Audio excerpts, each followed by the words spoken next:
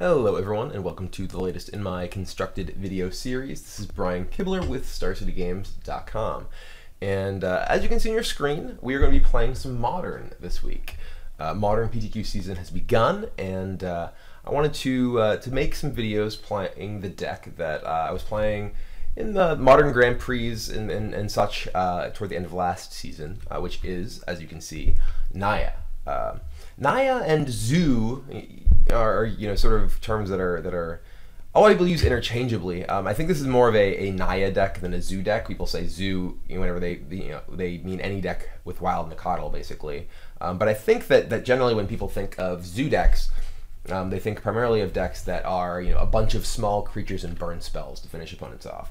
And this isn't really that. This is more of a mid-range style deck that uses various sort of utility creatures and utility lands, thanks to Naya the Reliquary, to be able to compete on a more robust level than most Kurdape decks, which I think are typically the Zoo decks, as people generally understand them. So this particular deck is one that I played to a slightly different version that I played to a 12-3 finish at Grand Prix Minneapolis. I built the deck to compete with primarily what I view as the top 3 decks in Modern, which are Birthing Pod, Affinity, and Splinter Twin. The sort of big defining factor of this deck, I feel like, is the 4 Qasali Pridemage in the main deck. Qasali Pridemage is a card that has seen a reasonable amount of play in Modern, but not as much as I think it deserves, because Pridemage is just a extremely versatile tool at dealing with the wide range of different kinds of things that Modern decks can throw at you. And in particular, it is great against those 3 decks. Against Birthing Pod, it obviously kills Birthing Pod, but not only that, but Exalted is excellent at allowing your creatures to attack into things like Kitchen Finks or various cluttered boards, being able to get damage through. Similarly, it's great against Affinity, obviously, because all of their cards that are any good are artifacts.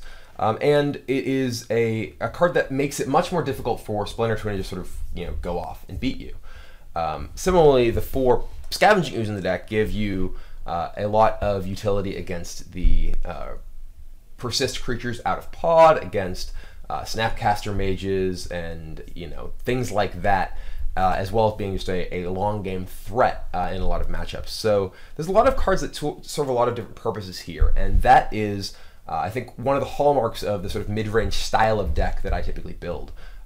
And I think that this is a pretty strong example of exactly that. And obviously, it has Naya the Reliquary, which is my favorite card in Magic, and I think, in my mind, the sort of defining mid-range card, because what is so good about Naya the Reliquary is that it can serve so many different functions. It can be, an early just big threat. If you just have a number of fetch lands, you play it as a 4/4 or 5/5 early. It can just be a powerful attacker.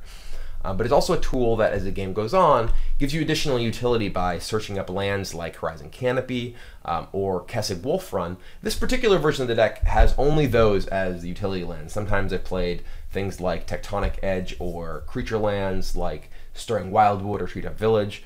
Right now, I like just having the canopies, as well as just fetches to make the knight itself bigger, and Wolf Run to actually win the game.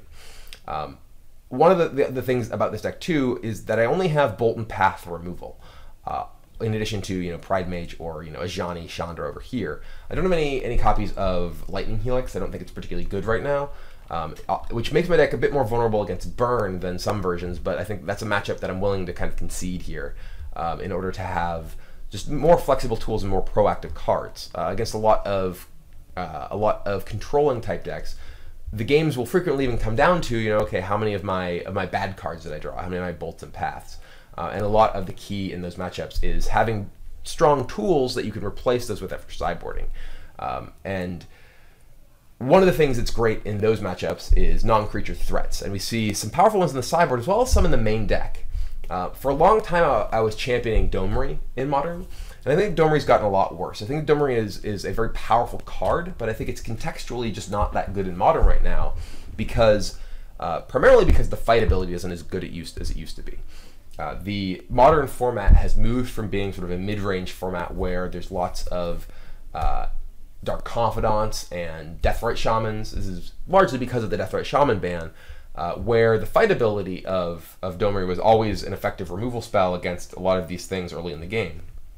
And in some other matchups, like against Blue-White-Red Control, which was, again, previously more popular than it is right now, it was an excellent way to be able to build an advantage that was hard for them to compete with their sort of Snapcaster Mage removal plan. So I prefer Chandra and Ajani. Chandra for both because it is a great way to get that card advantage in longer games, but also in a deck that has Wild Nacatl and Exalted Creatures and is able to actually put together a pretty powerful offense pretty quickly and start putting damage together. The +1 ability to do damage and force your opponent to be unable to block is really powerful. It's much more powerful than it is in a lot of like Jund style decks, where you don't have the threat of the early Wild Nacatl, and you don't have stuff like Knight of the Reliquary that just hits so hard if they're able to get through even once. So Chandra, I think, is currently a front runner over Domri in terms of the Planeswalkers that I'm a fan of in the format right now. Ajani also is a pretty powerful card. It gives you a little bit of extra removal, a little bit of life gain. That's also a really strong threat against a lot of the control decks, and can just have a lot of utility in a lot of places. The other sort of big non-creature threats are the enchantments from the sideboard, the Blood Moons and Chokes. And a lot of the sideboard, if you look at it, this is a sideboard that is very based around having cards that are just really powerful at disabling entire strategies. Stony Silence is the best card against Affinity. It's also quite good against Tron and things like that. Blood Moon just KOs so many different decks. Blood Moon is a really powerful card. In a lot of matchups you don't necessarily specifically have tools for, it's like, okay, well, at least I have Blood Moon. And that's something that makes this deck have a lot of power in matchups that it otherwise might struggle.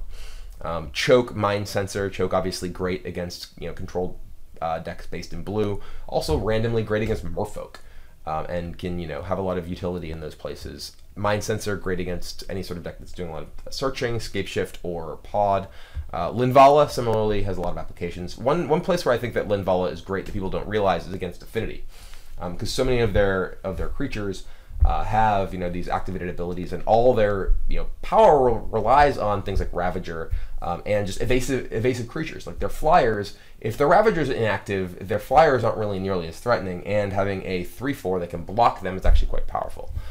Thrun, another just relatively difficult threat for a lot of control decks to deal with, and then Bonfire. Bonfire is a card that I've played a lot in Modern, probably more than most, that I think is really underrated because it's very powerful, not only in matchups like Pod, where it just can sweep your opponent's board, just even if just casting it for 1 to kill their mana creatures. Obviously, also really powerful against Affinity for the same reason. They have a bunch of small creatures you can wipe out with a Bonfire for just 1. You don't even need to miracle it. And it's also, there's decks like the Black-White Token decks that you have this application of Bonfire that's just really powerful. And it provides you with a way to deal with a lot of situations that could otherwise be fairly difficult. And just gives you this really, really high-powered card in those matchups. So anyway, this is a deck that I think is, it can be vulnerable to some things. It's certainly not a deck that I think is all around just amazing against everything in Modern. Modern's a huge format, and this is the deck that certainly has difficulty interacting with some things, but as I point out the sideboard, there's a lot of tools that have a lot of application across the board. Even if your opponent is playing a deck that you didn't really come prepared for, you might not necessarily have great ways to directly interact with, you can always still Blood Moon them. Sometimes you can just catch them with Mind Sensor or whatever based on what their deck is doing.